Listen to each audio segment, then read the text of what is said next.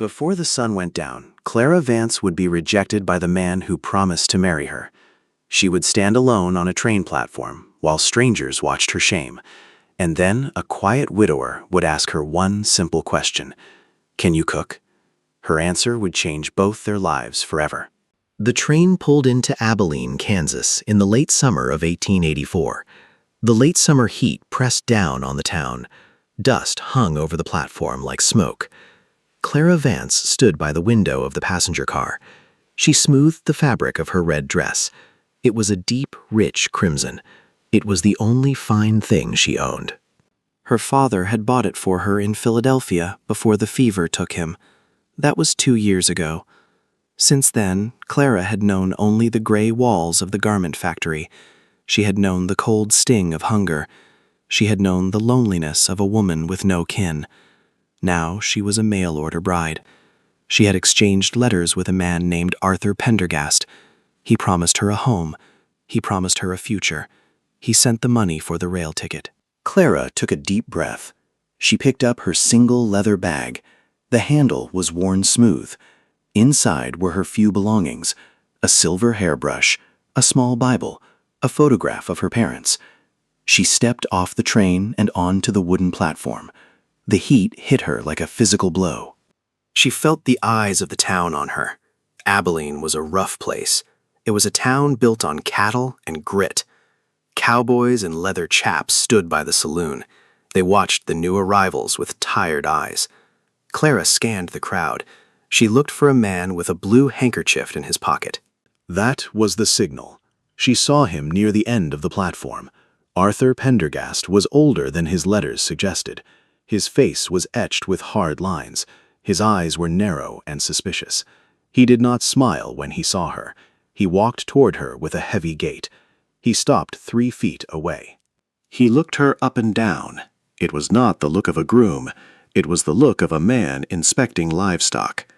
"You're smaller than you sounded," Arthur said. His voice was like gravel. Clara held her chin high. "I am exactly as I described myself, Mr. Pendergast." Arthur spat on the dusty boards. He looked at her red dress. He looked at her soft hands. "I asked for a woman who could work a farm. You look like you belong in a parlor." The people on the platform began to linger. They sensed a drama unfolding. A few cowboys chuckled. Clara felt the heat rise to her cheeks. It was not from the sun. It was the sting of public humiliation. "I am a hard worker," Clara said. "I worked 14 hours a day in the factory." Arthur shook his head. "Factories aren't Kansas. The soil here is iron. The wind is a whip." "I need a woman with meat on her bones. I've changed my mind." The words felt like a slap. Clara stood frozen. You can't," she whispered. "I have no money to go back." "I have nowhere to go." Arthur reached into his pocket. He pulled out a few crumpled bills. He tossed them at her feet. "Buy a ticket to somewhere else. I'm not wasting my life on a doll." A few people laughed under their breath. One woman looked away, as if Clara's shame might be catching. Clara's fingers trembled around the handle of her bag. For one terrible second, she thought she might break down right there. But she bit the inside of her cheek and forced the tears back. She would not let Arthur Pendergast see her cry. He turned his back on her. He walked away without looking back. The money lay in the dust. Clara did not pick it up. She stood in her red dress. She was a splash of color in a gray and brown world. The crowd began to whisper. "Poor thing," a woman said, but nobody moved to help. In 1884, a rejected woman carried shame that was not always her own. Clara felt the world shrinking. She felt the urge to cry, but she refused to give them the satisfaction. She gripped her bag until her knuckles turned white. She looked at the horizon.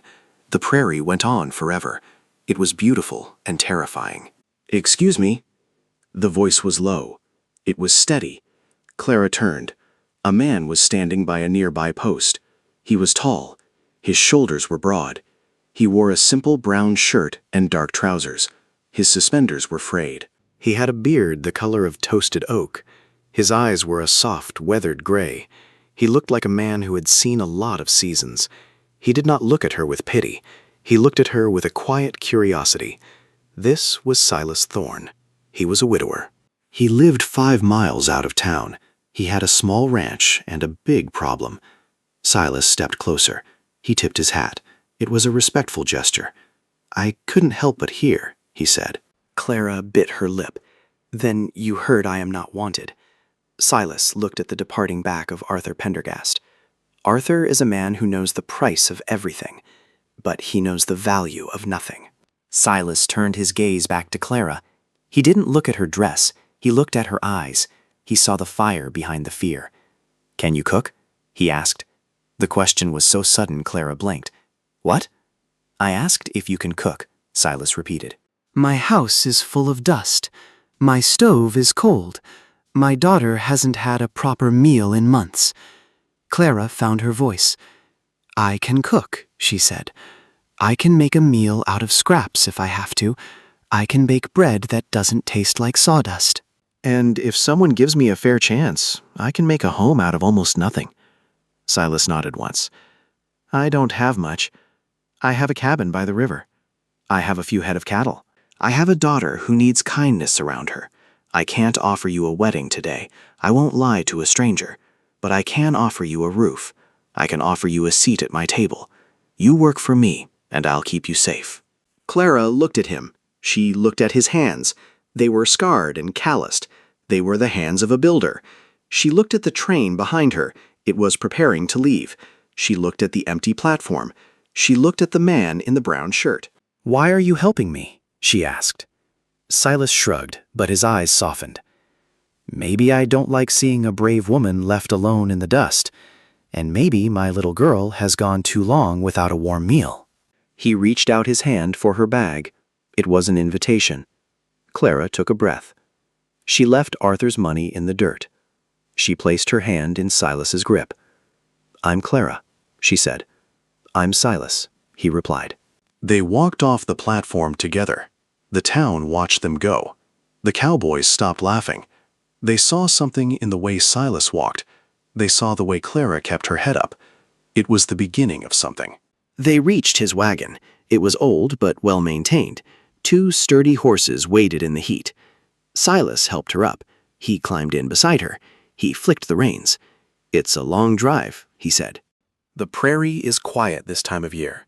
As they left the town, the silence settled in. The only sound was the creak of the wheels. The grass waved in the wind. It looked like a golden ocean. Clara felt a strange sense of peace. She was still a stranger in a strange land, but she was no longer alone. They drove past the end of the Chisholm Trail. History was happening all around them. The great cattle drives were fading. Barbed wire was starting to cut the land. The old ways were dying. New ways were being born.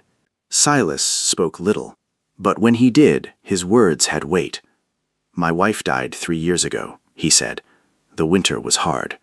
She had a cough that wouldn't leave. I buried her under the big willow by the creek."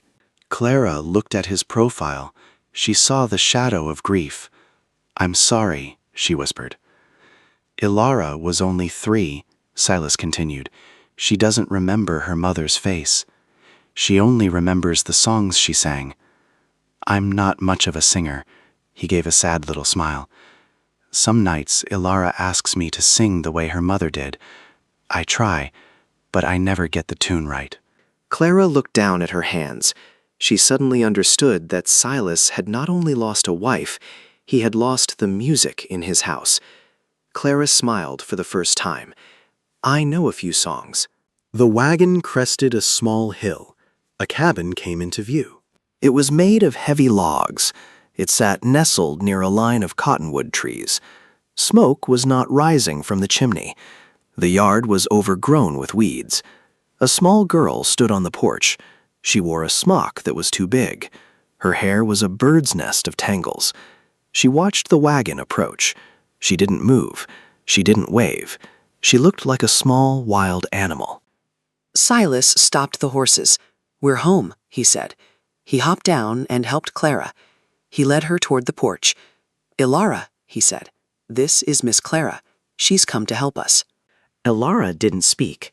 She looked at Clara's red dress. She reached out a dirty finger and touched the fabric. "It's pretty," the girl whispered. Clara knelt down. She didn't care about the dust on her dress. "It's very pretty," Clara said, "but it's not very good for digging in the garden. Do you have a garden, Alara?" The girl shook her head. "The weeds ate it." Clara looked at Silas. "Well," she said, "I think we should go find the kitchen." The inside of the cabin was dark. It smelled of old wood and cold grease. There were piles of clothes in the corners. The table was covered in crumbs. It was a house that had forgotten how to be a home. Silas looked embarrassed. "I told you it was a mess." Clara walked to the stove. She ran a finger over the iron top. "It's a good stove," she said. "It just needs fire." She turned to Silas. "Bring me some wood. And find me some flour. I'm going to show you if I can cook." Silas moved quickly. He seemed relieved to have a task. Alara sat on a stool and watched. Clara moved through the kitchen like a general. She found a heavy bowl. She found a jar of lard. She began to work the dough. Her hands were steady. Her movements were rhythmic. The factory had taught her how to work without stopping. She didn't mind the sweat. She didn't mind the heat. Soon the smell of baking bread filled the cabin. It was a magical scent. It changed the air in the room. It chased away the smell of neglect. Silas came in with a bucket of fresh water. He stopped in the doorway. He closed his eyes and breathed in. "I haven't smelled that in a long time," he said. His voice was thick with emotion. Clara looked at him. Dinner will be ready soon. That night they sat at the table. They ate fresh bread and a stew made from dried beef and wild onions. It was simple, but it was warm. It was the best meal Silas had eaten in years. Alara ate 2 helpings. Then the little girl looked up at Clara with sleepy eyes. "My mama used to make the house smell nice," Alara whispered. Silas froze beside the table. Clara's hand tightened around the spoon. For a moment, nobody spoke. Then Clara knelt beside the child and brushed a crumb from her cheek. "Then we will make it smell nice again," Clara said softly. She fell asleep with her head on the table. Silas picked her up gently. He carried her to her small bed. He came back to the kitchen. Clara was washing the dishes. "You can have the bed in the back," Silas said. "I'll sleep in the loft with Alara." Clara paused. "Thank you, Silas." "I mean it." Silas looked at her. The lantern light cast long shadows. "I'm the one who should thank you," he said. "You saved more than just the dinner tonight." He turned to leave. "Silas," he stopped. "Why did you really pick me up at the station?" Silas was quiet for a moment. "I saw you standing there," he said. "You looked like you were waiting for the world to end. But you didn't bow your head. I figured a woman with that much pride deserved a chance." He climbed the ladder to the loft. Clara stayed in the kitchen for a while. She looked out the window. The moon was rising over the prairie. She was a long way from Philadelphia. She was a long way from the factory. She didn't know what tomorrow would bring, but for the first time in a long time, she wasn't afraid. Before we see how Clara's presence changes the ranch, I want to ask you a question. If you were in Clara's shoes, would you have trusted Silas? Or would you have taken the money and walked away? Tell me in the comments. Now let's get back to the ranch. The weeks turned into months. The Kansas autumn arrived with a chill. The grass turned from gold to brown. Clara's life settled into a rhythm. She woke before the sun. She started the fire. She milked the cow. She made breakfast for Silas and Alara. She was no longer the woman in the red dress. She wore a plain gray work dress now. Her hands were brown from the sun. Her arms were strong from lifting buckets. She had turned the weed patch into a garden. She had jars of preserved vegetables in the cellar. She had scrubbed every inch of the cabin. She had mended every piece of clothing. But she did more than clean. She brought life back to the house. She taught Alara her letters. She sang songs in the evening. She listened to Silas talk about his dreams for the ranch. He wanted to breed better horses. He wanted to build a bigger barn. Clara listened and encouraged him. They became a team. But there were challenges. One afternoon, a wagon pulled into the yard. It was Mrs. Gable from town. She was the wife of the bank manager. She was a woman who lived for gossip. She climbed down from her wagon with a sour look. Clara met her on the porch. "Can I help you, Mrs. Gable?" The woman looked at Clara's work-worn hands. She looked at the cabin. "I came to see if the rumors were true," Mrs. Gable said. "The town is talking, Miss Vance. They say you're living here without a ring. They say Silas Thorne has forgotten his decent wife." Clara felt a flash of anger. "Silas has forgotten nothing," she said. "He is a man trying to raise a daughter, and I am a woman earning my keep." Mrs. Gable huffed. "A woman's reputation is a fragile thing. You're a scandal, my dear. No decent house will have you after this." Clara stepped off the porch. She stood toe to toe with the older woman. "I spent my life in a factory where nobody cared if I lived or died. I stood on a platform where a man humiliated me for sport. I don't care what the town thinks of my reputation. I care about this family. Now, if you aren't here to buy eggs, you can leave." Mrs. Gable was shocked. Nobody spoke to her that way. She climbed back into her wagon and drove off. Silas had been watching from the barn. He walked over to Clara. "She'll tell everyone you're a Spitfire," he said. There was a glimmer of a smile in his eyes. "I don't care," Clara said. "She had no right." Silas looked at the ground. "She's right about one thing," he said quietly. "The town is cruel. I don't want you to suffer because of me." Clara looked at him. "I'm not suffering, Silas." But the encounter left a shadow. A few days later, the weather changed. By then, autumn had turned sharp and mean. The wind began to howl. The temperature dropped 40 degrees in an hour. This was the kind of Kansas norther that old-timers warned about. Silas came rushing in from the field. "The blizzard is coming," he shouted. What happened next was remembered in the family as a lesson in courage, caution, and staying together when the weather turns dangerous. "We have to secure the animals." They worked frantically. They brought the horses into the small barn. They stacked wood against the door. By nightfall, the world was a wall of white. The wind screamed through the cracks in the logs. The snow piled up against the windows. They stayed inside where it was safest. The fire gave the cabin its only warmth. They kept Alara wrapped in blankets near the stove. She was frightened by the wind. It cried through the walls like a wounded thing. Clara held her close. She began to tell a story. She told a story about a great ship on a stormy sea. She told a story about courage and hope. Silas sat on the floor beside them. He watched the firelight dance on Clara's face. He realized he couldn't imagine the cabin without her. He realized the "can you cook" question had been a prayer, and she was the answer. The storm lasted 3 days. When it finally stopped, the world was silent. The snow was 6 feet deep in places. Silas had to dig a tunnel to the barn.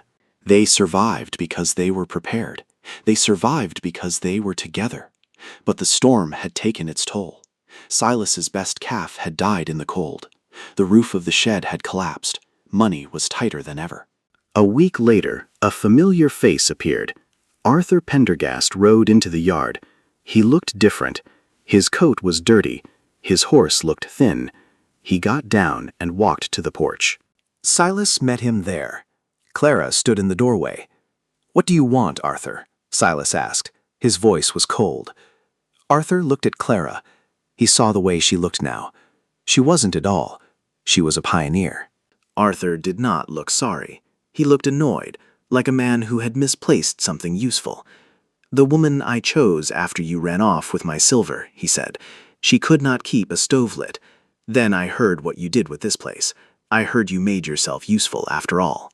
He reached into his pocket. He pulled out a gold coin. "I'll take you back now. I'll honor the original contract. I'll even buy you a new dress." Clara felt a coldness in her chest. She looked at the gold coin. She remembered the bills in the dust at the station. She looked at Silas. Silas was watching her. His face was unreadable. He didn't speak. He didn't claim her. He let her choose. Clara stepped forward. "You think I'm a piece of furniture, Mr. Pendergast. You think you can move me from house to house. You rejected me when I was at my lowest. You threw money at my feet like I was a beggar." Arthur frowned. "I'm offering you a legal marriage. This man, he's just using you for labor. Everyone knows what you are to him." His words were cruel, and they are included only to show the kind of judgment many women had to endure in those days. Silas's jaw tightened. His hands curled into fists at his sides, but he did not step in front of Clara. He would not take her voice away from her. "Careful, Arthur," Silas said. Clara put her hand on Silas's arm. She looked at Arthur. "I am a woman who knows her own mind. I found a home here. I found a family, and I found a man who respects me. Keep your gold. I'd rather starve in this cabin than live in your palace." Arthur's face turned red. "You'll regret this. When the bank comes for this ranch, you'll be on the street." He mounted his horse and rode away. The silence returned to the yard. Silas looked at Clara. "He's right about one thing," Silas said. "I don't have much to offer. The bank is breathing down my neck. I'm just a man with a broken barn and a wild daughter." Clara smiled. "And a woman who can cook." Silas took her hand. His grip was tight. "Clara, I don't want a worker anymore. I don't want a housekeeper. I want a wife. I want you to stay because you want to, not because you have nowhere else to go." Clara looked into his gray eyes. She saw the truth there. She saw the love that had been growing in the quiet moments. "I'm not going anywhere, Silas." A few weeks later, after the town had talked itself tired, they were married in the small church in Abilene. Mrs. Gable was there. She didn't smile, but she didn't talk either, because Silas Thorne stood by his bride with a look that warned anyone to try. Clara didn't wear the red dress. She wore a simple white one she had sewn herself.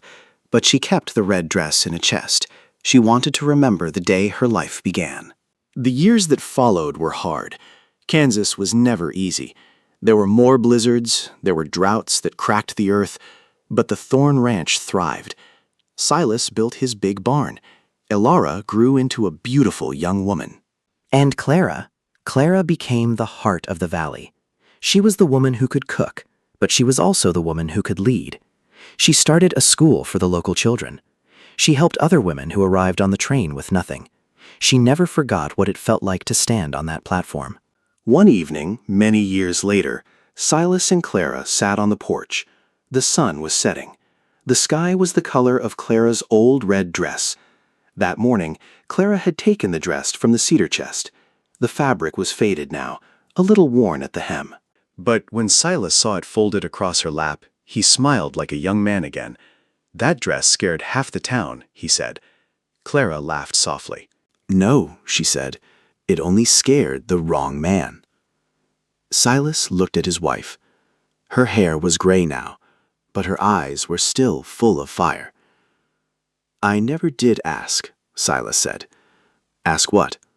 "What was the first thing you cooked that night?" Clara laughed. "It was sourdough bread, Silas." "And you ate it like it was manna from heaven?" Silas nodded. "It was. It really was." He leaned over and kissed her forehead. The wind moved through the cottonwoods. The prairie was quiet. The story of the humiliated bride had become a legend, but to them, it was just home. Thank you for staying with us until the end of this story. This story was inspired by the hardships, customs, and social pressures of the American frontier. It has been carefully adapted from historical themes, Old Western-style storytelling, and fictional romance traditions. Some events and characters have been changed for dramatic and educational value. Any scenes involving cruelty, public shame, severe weather, or danger to families are not meant to encourage harmful behavior. They are included to remind us how important dignity, kindness, and protection truly are. The visuals used in this video were created with the support of artificial intelligence. Clara and Silas remind us that sometimes the hardest moments in our lives lead to the most beautiful endings. Humiliation is a heavy burden, but courage is a stronger light. If this story moved you, please leave a comment with the word home. It helps us know that our stories are reaching your hearts. And don't forget to subscribe and hit the bell icon. Our next story is something truly special. It's about a mysterious traveler who arrived in a small mountain town with a locked box and a secret that changed the town forever.